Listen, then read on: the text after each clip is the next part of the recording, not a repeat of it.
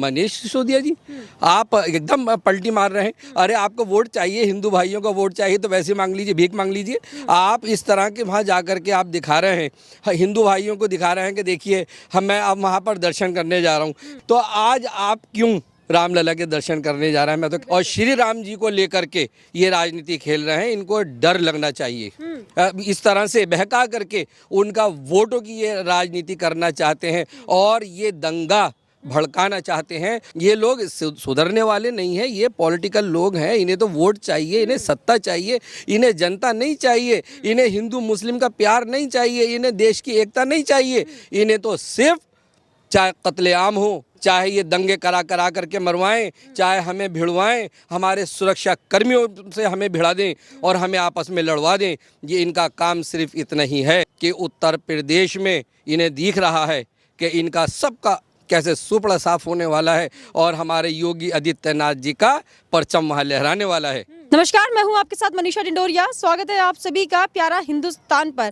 जैसे कि आपको पता होगा, मनीष सिसोदिया जो कि दिल्ली के उप मुख्यमंत्री हैं, अभी अयोध्या पहुंचे हैं। अयोध्या में रामलला के दर्शन करेंगे, ऐसा उन्होंने ट्विटर पे भी लिखा है। लेकिन अगर बात करें उनके पहले के बयानों की, तो विपक्ष में वो भी शामिल थे जो कि ये बोल रहे थे कि राम मंदिर नहीं बनना चाहिए, राम मंदिर की जगह स्कूल या कॉलेज या यूनिवर्सिटी बना दिए जाए। तो नाजिर जी मेरे साथ हैं। नाजिर जी, सबसे पहले मुझे ये बताइए, मनीष सिसोदिया जो बोलते थे कि राम मंदिर की जगह यूनिवर्सिटी बना दो, अब क्या करने पहुंच गए हैं अयोध्या वो?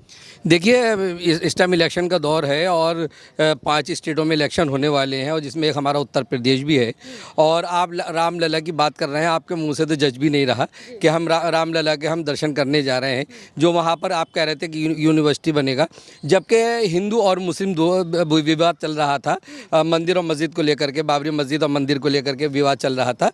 लेकिन उस विवाद में भी जब सुप्रीम कोर्ट का फैसला आने वाला था तो यही हुआ कि पहले दोनों पक्ष जो आप बैठ करके सबने बातचीत की और हिंदू मुस्लिम भाइयों ने दोनों ने बैठ करके बातचीत की कि हाँ भाई, जो भी फैसला है आ गया एक के पक्ष में, तो एक के खिलाफ जाना है, जाहिर जाना है।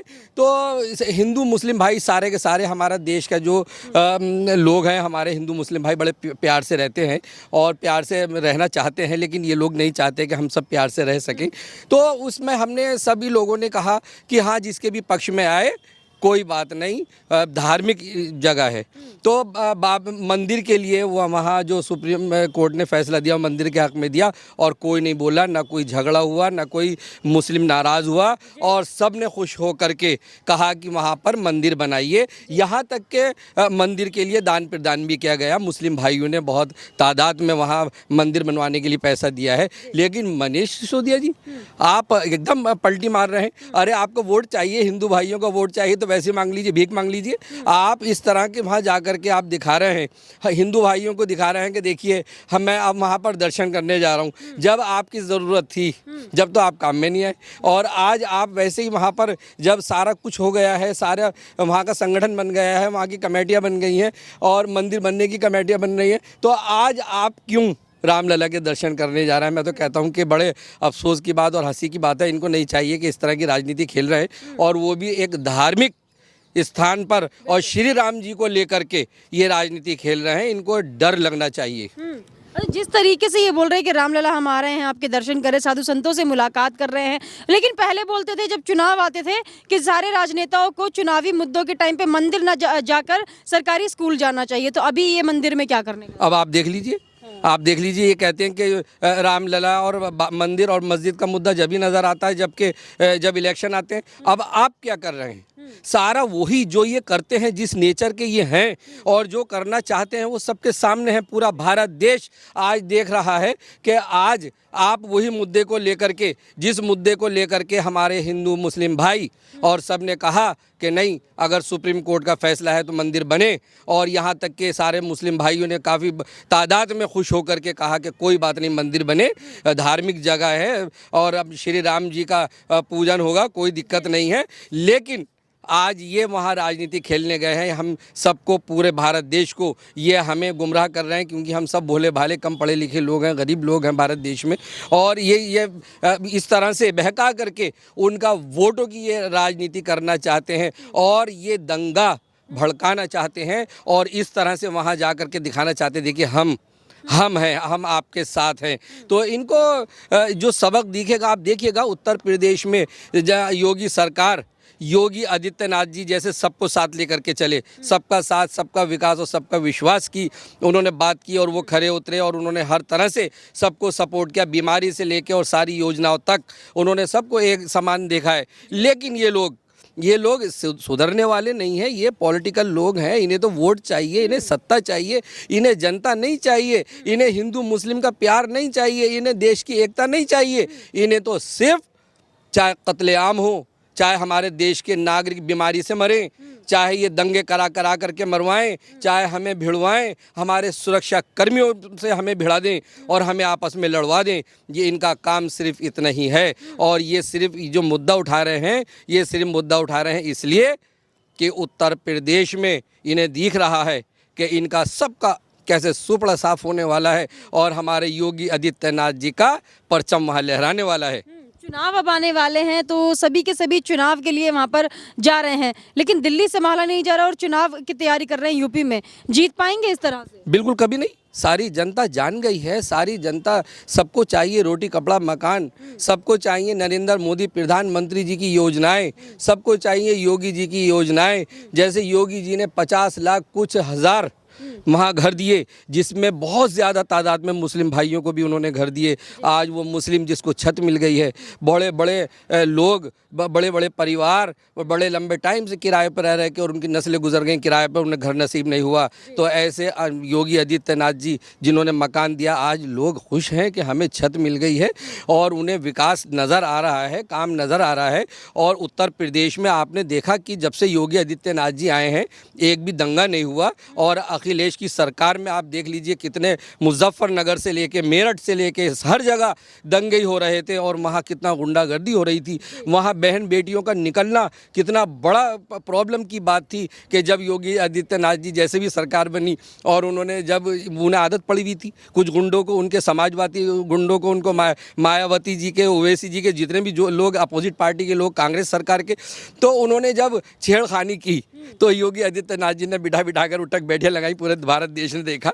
तो मैं तो योगी आदित्यनाथ जी को सलाम करता हूं कि ऐसे वहां पर कि सारी हमारी बहनें किसी भी रात को निकल जाएं, कहीं पे भी चली जाएं, कोई दिक्कत की बात नहीं है। सब सुरक्षा के साथ और बहुत हिफाजत के साथ सारी की सारी हमारी बहनें सब सुरक्षित हैं और सबको विकास वहाँ हो रहा है। सब देखिए, अब ईद आई, बकरा ईद आई, बकरा ईद पर बिल्कुल कहीं पता ही नहीं चला कि त्यौहार आया और किस तरह से कुर्बानी हुई, कहाँ सारी सफाई, ऐसे इस तरह के बड़ा हैरत में थे कि वाकई साहब ऐसी ही सरकार होनी चाहिए और ऐसे ही योगी आदित्यनाथ जी होने चाहिए। और ये लोग ये जो नाटकबाज कर रहे हैं, ये नाटक दिखा रहे हैं, आज मंदिर को लेकर के दिखा रहे हैं, वहाँ पर रामलला जी के ये दर्शन करने जा रहे हैं, ये इस मुसलमानों को लेकर के वहाँ पर मुजफ्फरनगर में अल्लाह अकबर के नारे लगवा रहे हैं। ये सारे देश के अंदर ये भड़काने के काम है एक दूसरे से। ना तो ये चाहते कि सुरक्षा कर्मी से भी भिड़ते रहें, हम आपस में लड़ते रहें, और लड़ाओ और राज करो, इनकी यही है, फूट डालो राज करो, हिंदू मुस्लिम में फूट डालो राज करो। तो इनकी ये नीति है, ये नीति जो इनकी अब जो है चलने वाली नहीं है।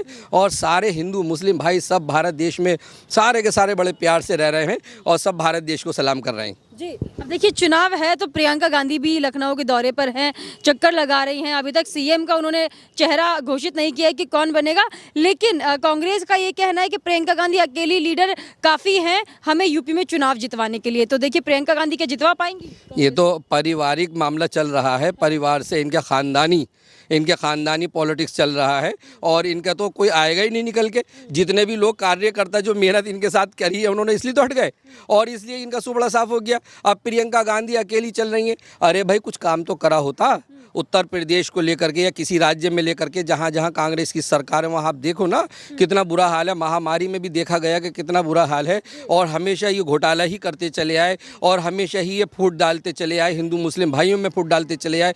इनका सिर्फ यही काम है। प्रियंका गांधी कितने भी घूम ले, प्रियंका गांधी अकेली जैसे अकेली घूम रही है ना, इनको कोई भी इनको देखने वाला नहीं है। आप देखिएगा कोई इनको वोट देगा ही नहीं। वोट मिलेगा तो भारतीय जनता पार्टी को उनके काम पर वोट मिलेगा। भारतीय जनता पार्टी का ही झंडा लहराने वाला है।